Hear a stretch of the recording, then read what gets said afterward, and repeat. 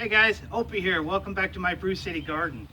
Today's July 2nd in the garden, and it is a gorgeous day out here. It's so beautiful. I love it. So the hot weather went ahead and moved on. It's about 78, 80 degrees here. Just a perfect day to get a bunch of things done, and that's exactly what we're gonna do. We've got tons of summer transplants to put in the bales. I got to plant my carrots. It's kind of getting towards the end of where we can get away with that, so we'll go ahead and take care of sowing the carrots. I got winter squash to put in. I got watermelon put in. I got to get my okra planted, and let's see, we got to take care of the corn. We got all kinds of things to do, so just make sure you stick around, and we're going to take care of all this stuff today. Well, we're going to take care of as much as we can today. Let's put it that way. No promises, right? Sometimes life gets in the way, but that's okay. We're gonna take care of what we can today, and come on, guys, let's do it.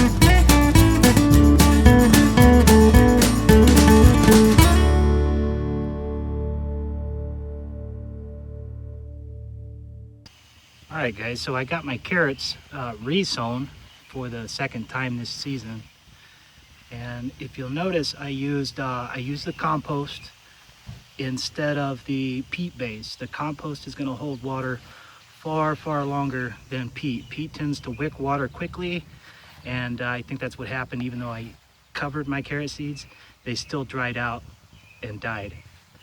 Now you might notice I put a lot of compost on here.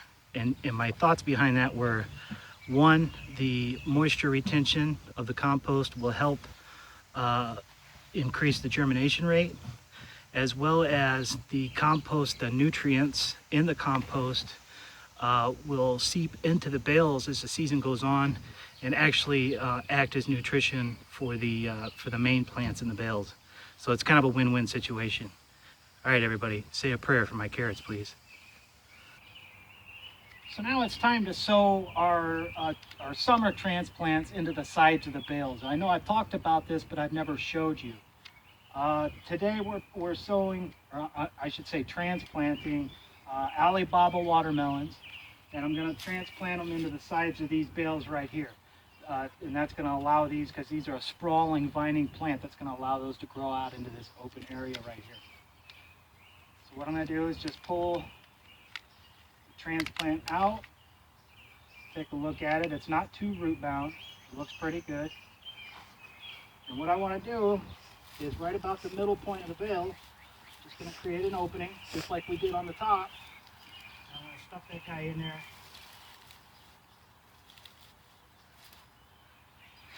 It's as simple as that, guys.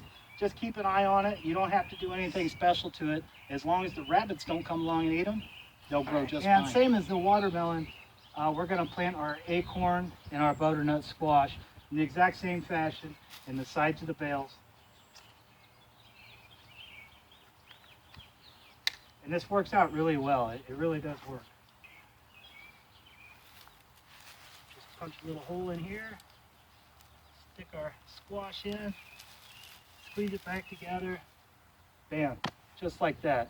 Couldn't be easier. Hey guys, make sure you're using all of your bale. Okay, so I wanted to show you one of the last things I'm going to get done today. It's starting to get a little bit late, and you never seem to have as much time as you want in the garden. But what I want to do is I want to top up these tomato buckets, my tomato bucket system, with last year's spent straw. I had a few bales left that have been sitting under the tree over in the backside of the yard, and I don't want it to go to waste. It really is an outstanding resource, and it's going to help add a little extra nutrition to these buckets. It's going to help retain water as well, and may also have the added benefit of possibly delaying or preventing some blight issues that could be caused by water splash up from the soil. So really a lot of extra benefits of using that spent straw. And what I'm just doing here is trimming up these lower leaves.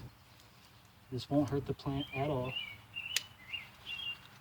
And it's just going to get these lower leaves out of the way so that the plant will be less susceptible to blight and other diseases. Just pick that one right off. So now we got a nice little cleared out area here. And I got just enough room to get in there and add this old spent straw. And you can see that it's just a beautiful consistency. Really nice, holds moisture so well.